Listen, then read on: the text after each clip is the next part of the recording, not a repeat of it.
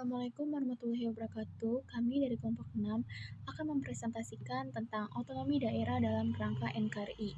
Sebelumnya saya akan memperkenalkan diri. Nama saya Dina Farani dengan NIM 20063211089. Saya dari penerbitan jurnalistik kelas PB2D. Dan teman saya bernama Assalamualaikum warahmatullahi wabarakatuh. Saya Nadila Syabria dengan NIM 20063211086 dari Prodi Penerbitan Jurnalistik kelas PB2D. pengertian hakikat otonomi daerah. Secara harfiah, otonomi daerah berasal dari kata otonomi dan daerah. Dalam bahasa Yunani, otonomi berasal dari kata autos dan namos. Autos berarti sendiri dan namos berarti aturan atau undang-undang. Sehingga dapat dikatakan sebagai kewenangan untuk mengatur sendiri atau kewenangan untuk membuat aturan guna mengurus rumah tangga sendiri. Sedangkan daerah adalah kesatuan masyarakat hukum yang mempunyai batas-batas wilayah. Dengan demikian, disimpulkan bahwa otonomi daerah adalah kewenangan daerah otonom untuk mengatur dan mengurus kepentingan masyarakat. Menurut prakarsa sendiri berdasarkan aspirasi masyarakat sesuai dengan peraturan perundang-undangan. Ini merupakan kesempatan yang sangat baik bagi pemerintah daerah untuk membuktikan kemampuannya dalam melaksanakan kewenangan yang menjadi hak daerah. Maju atau tidaknya suatu daerah ditentukan oleh kemampuan dan kemampuan untuk melaksanakan, yaitu pemerintah daerah. Pemerintah daerah bebas berekreasi dan berekspresi dalam rangka membangun daerahnya. Tentu saja dengan tidak melanggar ketentuan hukum, yaitu perundang-undangan. Menurut Undang-Undang Nomor 32 Tahun 2014 tentang Pemerintah Daerah, otonomi daerah adalah hak, wewenang, dan kewajiban daerah otonom untuk mengatur dan mengurus sendiri urusan pemerintahan dan kepentingan masyarakat setempat sesuai dengan peraturan perundang-undangan. Menurut Undang-Undang Nomor 32 Tahun 2004, terdapat beberapa istilah dalam pelaksanaan otonomi daerah. Istilah otonomi daerah dan desentralisasi dalam konteks bahasan sistem penyelenggaraan pemerintah sering digunakan secara campur aduk. Pembahasan otonomi daerah diulas dengan memakai istilah desentralisasi. Kedua istilah tersebut bagaikan dua mata koin yang saling menyatu namun dapat dibedakan, di mana desentralisasi pada dasarnya mempersoalkan pembagian kewenangan kepada organ-organ penyelenggaraan negara, sedangkan otonomi menyangkut hak yang mengikuti pembagian wewenang tersebut. Desentralisasi bukan merupakan sistem yang berdiri sendiri, melainkan rangkaian kesatuan dari suatu sistem yang lebih besar. Suatu negara bangsa menganut desentralisasi bukan karena alternatif dari sentralisasi. Otonomi dalam makna sempit dapat diartikan sebagai mandiri, sedangkan dalam makna yang luas dapat diartikan sebagai berdaya. Otonomi daerah dengan demikian berarti kemandirian suatu daerah dalam kaitan pembuatan dan pengambilan keputusan mengenai kepentingan daerahnya sendiri. Jika daerah sudah mampu mencapai kondisi tersebut, maka daerah dapat dikatakan sudah berdaya untuk melakukan apa saja secara mandiri tanpa tekanan dari luar. Rondileni mendefinisikan desentralisasi sebagai transfer tanggung jawab dalam perencanaan, manajemen, dan alokasi sumber-sumber dari pemerintah pusat dan agen-agennya kepada unit kementerian pemerintah pusat, unit yang di bawah level pemerintah, otoritas atau korporasi publik, semi otonomi, otoritas regional, atau fungsional dalam wilayah yang luas, atau lembaga privat non-pemerintah dan organisasi nirlaba. Jadi, desentralisasi adalah pelimpahan kewenangan dan tanggung jawab dari pemerintah pusat kepada pemerintah daerah. Pengertian otonomi daerah menurut para ahli. Yang pertama, menurut Sugeng Istianto, otonomi daerah adalah sebuah hak dan wewenang untuk mengatur serta mengurus rumah tangga daerah. Yang kedua, menurut Syarif Saleh, otonomi daerah merupakan hak yang mengatur serta memerintah daerahnya sendiri, di mana hak tersebut merupakan hak yang diperoleh dari pemerintah pusat. Yang ketiga, menurut Kansil, otonomi daerah adalah hak, wewenang, serta kewajiban daerah untuk mengatur serta mengurus daerahnya sendiri sesuai perundang-undangan yang masih berlaku. Yang keempat, menurut Wijaja, otonomi daerah merupakan salah satu bentuk desentralisasi pemerintah yang pada dasarnya ditujukan untuk memenuhi kepentingan bangsa dan negara secara menyeluruh dengan upaya yang lebih baik dalam mendekatkan berbagai tujuan penyelenggaraan pemerintah agar terwujudnya cita-cita masyarakat yang adil dan makmur.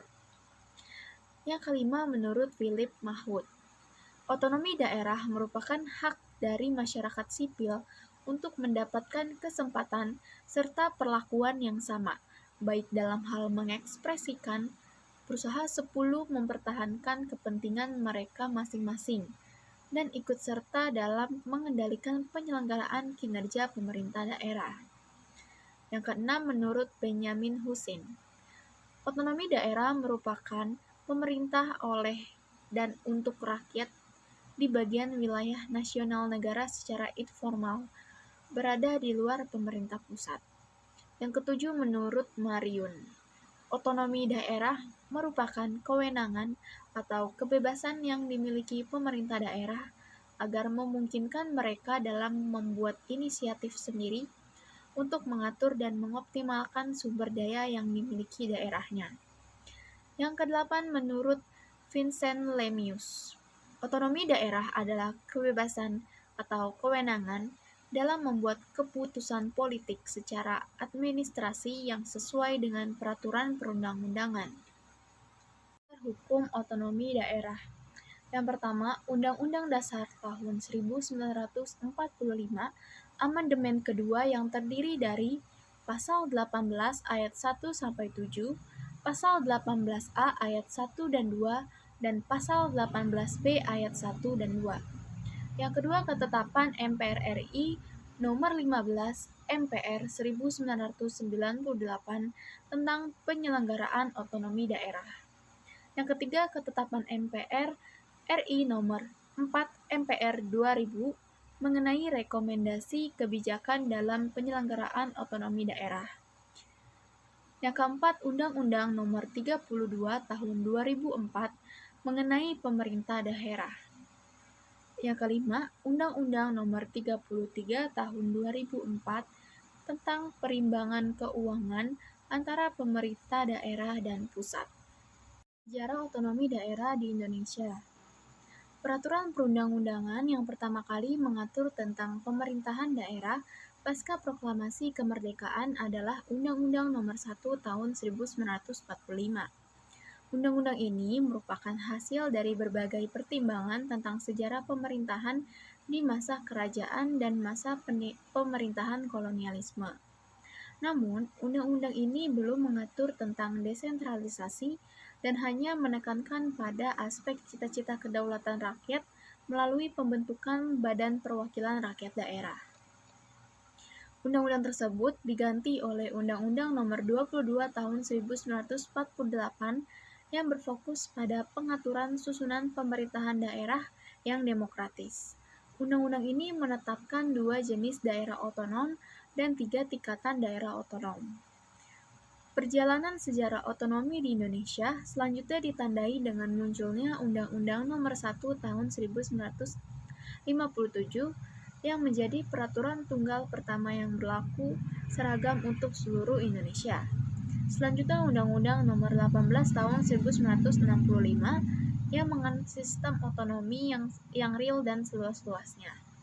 Kemudian disusul dengan munculnya Undang-Undang Nomor 5 Tahun 1974 yang menganut sistem otonomi yang nyata dan bertanggung jawab.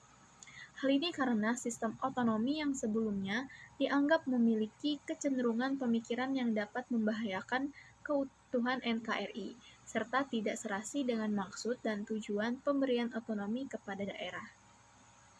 Undang-undang yang terakhir ini berumur paling panjang, yaitu 25 tahun, kemudian diganti dengan Undang-Undang Nomor 22 Tahun 1999 pasca reformasi.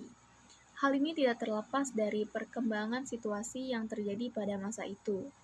Berdasarkan kehendak reformasi saat itu, Sidang Istimewa MPR Nomor 15 MPR 1998 tentang penyelenggaraan otonomi daerah, pengaturan, pembagian, dan pemanfaatan sumber daya nasional yang berkeadilan serta berimbangan keuangan pusat dan daerah dalam rangka NKRI.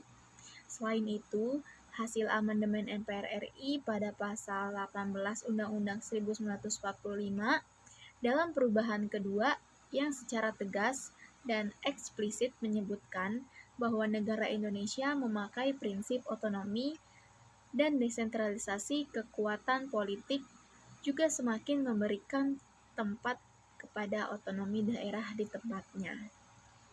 3 tahun setelah implementasi Undang-Undang Nomor 22 Tahun 1999, pemerintah melakukan peninjauan dan revisi terhadap undang-undang yang berakhir pada lahirnya Undang-Undang Nomor 32 Tahun 2004 yang juga mengatur tentang pemerintah daerah yang berlaku hingga sekarang.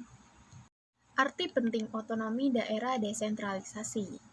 Krisis ekonomi dan politik yang melanda Indonesia sejak tahun 1997 telah porak-porandakan hampir seluruh sendi-sendi ekonomi dan politik negeri ini yang telah dibangun cukup lama.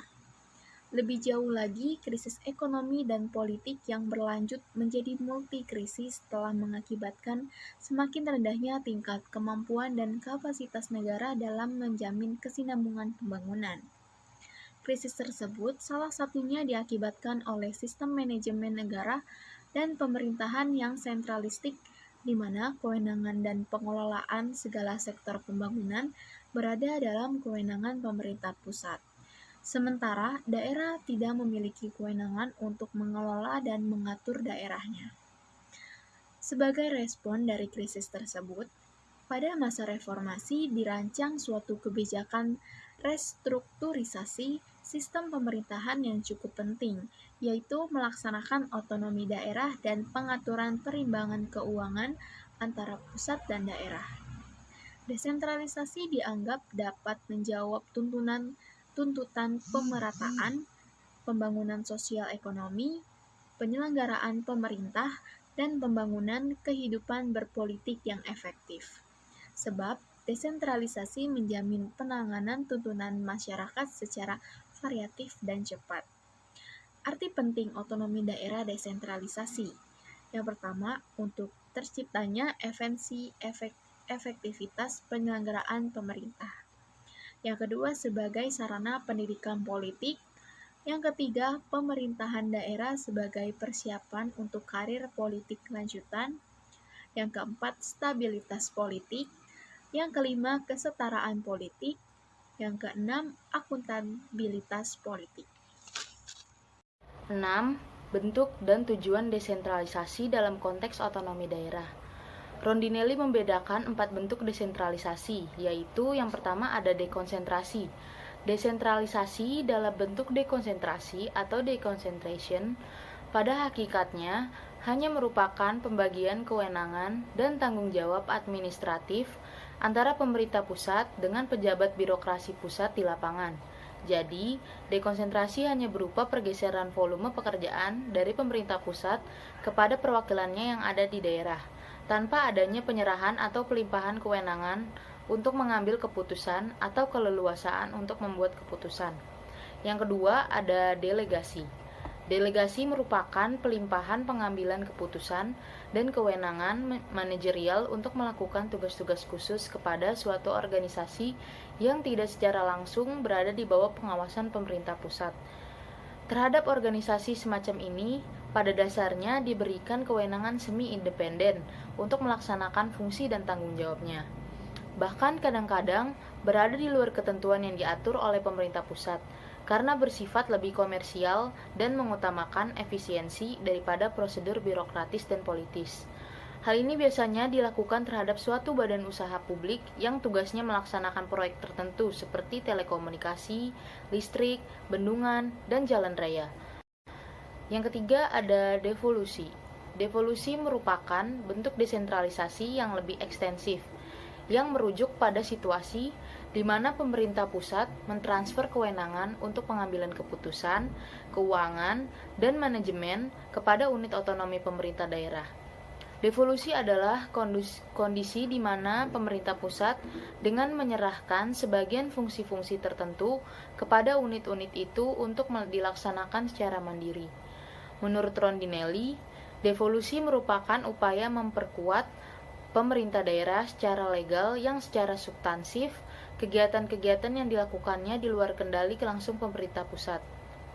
Devolusi dapat berupa transfer tanggung jawab untuk pelayanan kepada pemerintah kota atau kabupaten dalam memilih wali kota atau bupati dan DPRD, meningkatkan pendapatan mereka, dan memiliki independensi kewenangan untuk pengambilan keputusan investasi.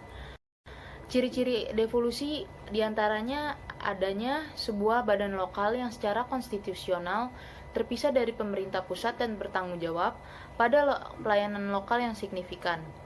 Pemerintah daerah harus memiliki kekayaan sendiri, anggaran, dan rekening seiring dengan otoritas untuk meningkatkan pendapatnya. Yang ketiga, harus mengembangkan kompetensi staf. Yang keempat, anggota dewan yang terpilih yang beroperasi pada garis pantai harus menentukan kebijakan dan prosedur internal. Yang terakhir, pejabat pemerintah pusat harus melayani sebagai penasihat dan evaluator luar yang tidak memiliki peranan apapun dalam otoritas lokal. Bentuk dari otonomi daerah yaitu ada privatisasi. Menurut Rondinelli, privatisasi adalah suatu tindakan pemberian kewenangan dari pemerintah kepada badan-badan sukarela swasta dan swadaya masyarakat. Misalnya BUMN dan BUMD dilebur menjadi perusahaan terbatas PT dalam beberapa hal. Misalnya pemerintah mentransfer beberapa kegiatan kepada kamar dagang dan industri, koperasi dan asosiasi lainnya untuk mengeluarkan izin-izin, bimbingan dan pengawasan yang semula dilakukan oleh pemerintah dalam hal kegiatan sosial. Pemerintah memberikan kewenangan dan tanggung jawab kepada lembaga swadaya masyarakat atau LSM dalam hal seperti pembinaan kesejahteraan keluarga, koperasi, petani, dan koperasi nelayan untuk melakukan kegiatan-kegiatan sosial, termasuk melatih dan meningkatkan peran serta pemberdayaan masyarakat. Ada tugas pembantuan. Tugas pembantuan atau medebewin merupakan pemberian kemungkinan dari pemerintah pusat atau pemerintah daerah yang lebih atas untuk meminta bantuan kepada pemerintah daerah yang tingkatannya lebih rendah agar menyelenggarakan tugas atau urusan rumah tangga dari daerah yang tingkatannya lebih atas. Urusan yang diserahkan pemerintah pusat atau pemerintah daerah atasan tidak beralih menjadi urusan rumah tangga daerah yang melaksanakan.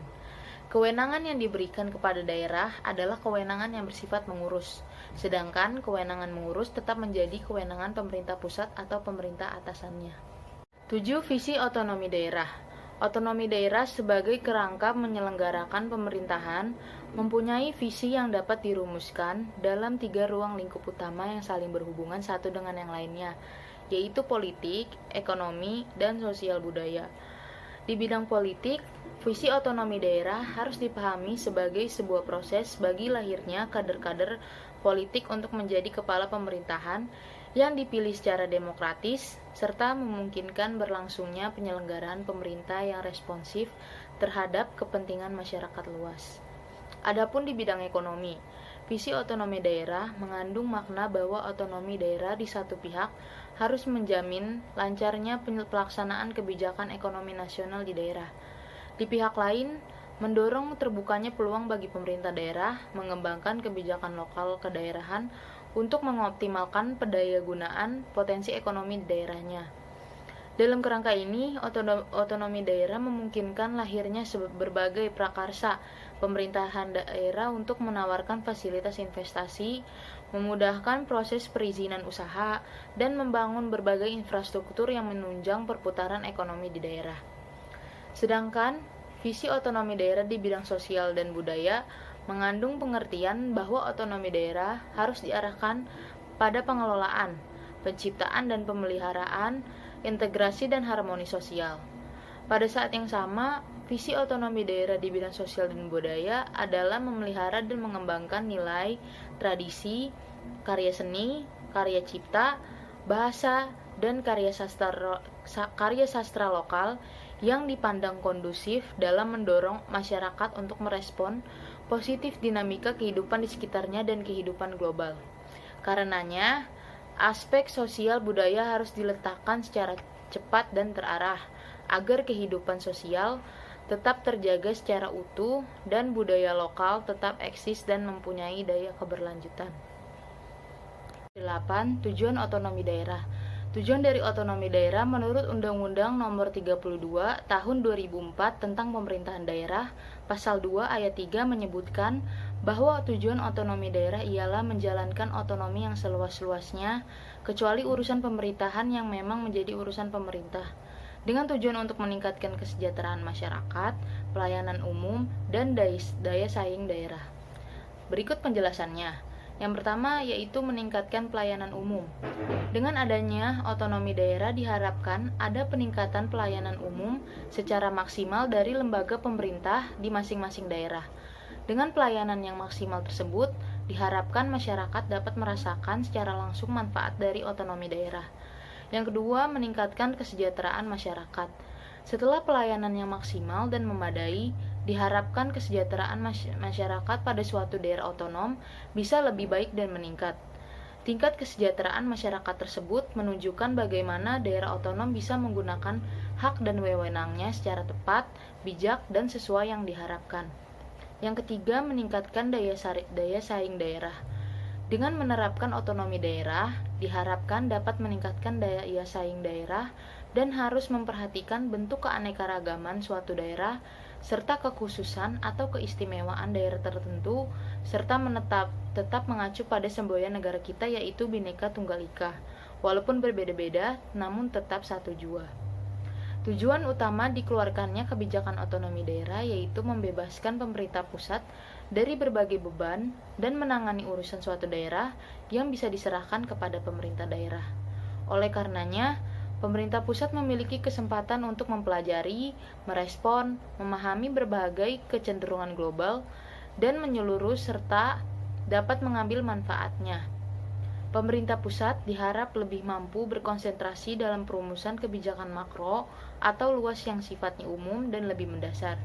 Juga dengan adanya desentralisasi, dapat mengalami proses pemberdayaan yang lebih optimal, sehingga kemampuan prakarsa dan kreativitas pemerintah daerah akan terpacu, dan dalam mengatasi masalah yang terjadi di daerahnya semakin kuat. Tujuan lainnya dari kebijakan otonomi daerah antara lain mengembangkan kehidupan demokrasi, pemerataan, keadilan, mendorong dalam memberdayakan masyarakatnya, meningkatkan peran serta masyarakat, mengembangkan peran dan fungsi DPRD, juga memelihara hubungan baik antara pemerintah pusat dengan pemerintah daerah. 9. Manfaat otonomi daerah. Beberapa manfaat dari pembentukan otonomi daerah ini adalah sebagai berikut. Yang pertama, adanya pelaksanaan pemerintah tidak terfokus di pusat, sehingga diharapkan aturan-aturan yang disusun oleh pemerintah daerah akan lebih sesuai dengan kebutuhan wilayah dan karakter masyarakatnya masing-masing. Yang kedua, pemerintah daerah lebih leluasa mengelola segala aspek hidup di wilayahnya, asalkan tetap berpedoman pada aturan yang sudah ditetapkan oleh pusat. Yang ketiga, dalam pelaksanaan pemerintahan sehari-hari, pemerintah daerah dapat ikut berperan serta dalam pengelolaan pemerintahan pusat dengan mengacu kepada kondisi wilayahnya masing-masing. Yang keempat, mempermudah administrasi pemerintahan karena pemerintah daerah mendapatkan kewenangannya sendiri. Yang kelima, lembaga-lembaga masyarakat setempat yang ada bisa lebih dilibatkan, sehingga akan berfungsi dengan lebih baik untuk kepentingan bersama. Yang keenam, kesejahteraan masyarakat dapat lebih ditingkatkan dengan aturan yang sesuai, mengingat masyarakat Indonesia adalah masyarakat heterogen yang memiliki kondisi, latar belakang, dan tradisi yang berbeda satu sama lain. Yang ketujuh, perputaran barang dan jasa dapat lebih lancar di daerah, karena diatur dengan birokrasi yang lebih sederhana. Terakhir, mampu mampu lebih menarik investor untuk berinvestasi di daerah yang bersangkutan. 10. Prinsip-prinsip pelaksanaan otonomi daerah. Atas dasar pemikiran di atas, maka prinsip-prinsip pemberian otonomi daerah dalam Undang-Undang Nomor 22 Tahun 1999 adalah sebagai berikut. Yang pertama, penyelenggaraan otonomi daerah dilaksanakan dengan memperhatikan aspek demokrasi, keadilan, pemerataan, serta potensi dan keanekaragaman daerah yang terbatas. Pelaksanaan otonomi daerah didasarkan pada otonomi luas, nyata, dan bertanggung jawab.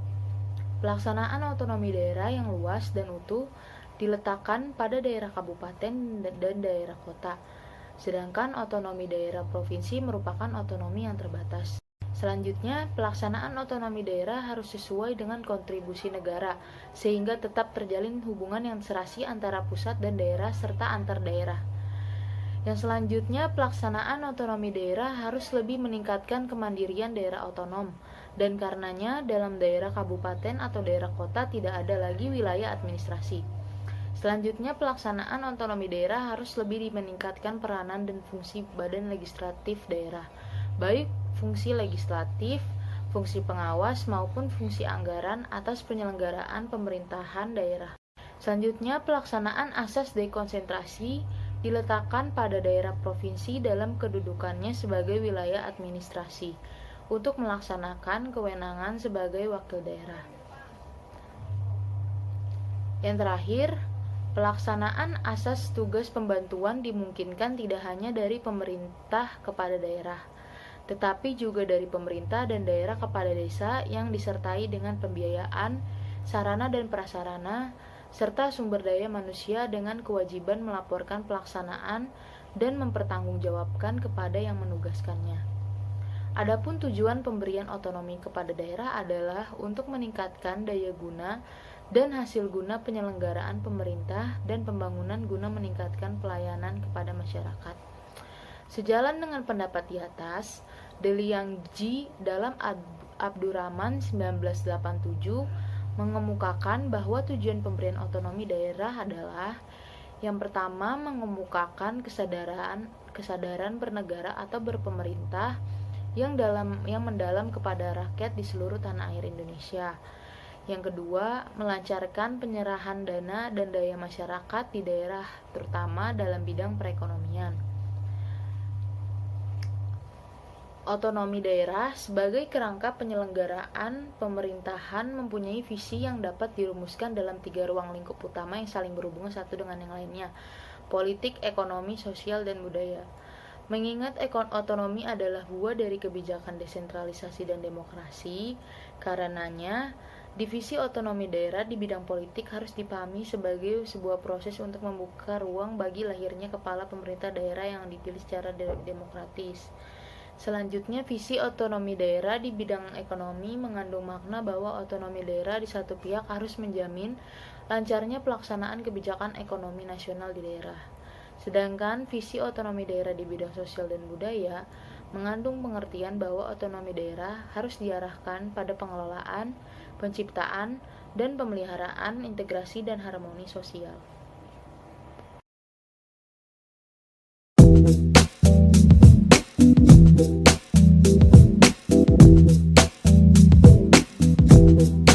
Otonomi daerah kini genap 22 tahun.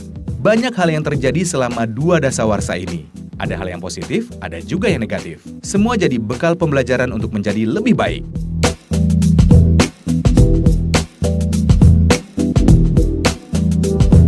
Singkatnya, begini. Di tahun 1903, kolonial Belanda mengeluarkan Stadsblad nomor 329 yang memberi peluang dibentuknya satuan pemerintahan yang mempunyai keuangan sendiri. Ini kebijakan otonomi daerah pertama yang diberlakukan di Indonesia. Pada tahun 1945, pemerintah mengeluarkan Undang-Undang nomor 1 tahun 1945 yang menitikberatkan asas dekonsentrasi, mengatur pembentukan komite daerah, KND, karesidenan, kabupaten, dan kota berotonomi. Undang-Undang nomor 22 tahun 1948 menyebutkan bahwa daerah negara RI terdiri dari 3 tingkat atau provinsi, kabupaten atau kota besar, desa atau kota kecil. Masing-masing daerah berhak mengurus rumah tangga sendiri. Menurut Undang-Undang Nomor 1 Tahun 1957, daerah otonom diganti dengan istilah daerah swatantra. Wilayah RI dibagi menjadi daerah besar dan kecil. Tahun 1996, pemerintah melalui Kepres Nomor 11 Tahun 1996 menetapkan 25 April sebagai Hari Otonomi Daerah.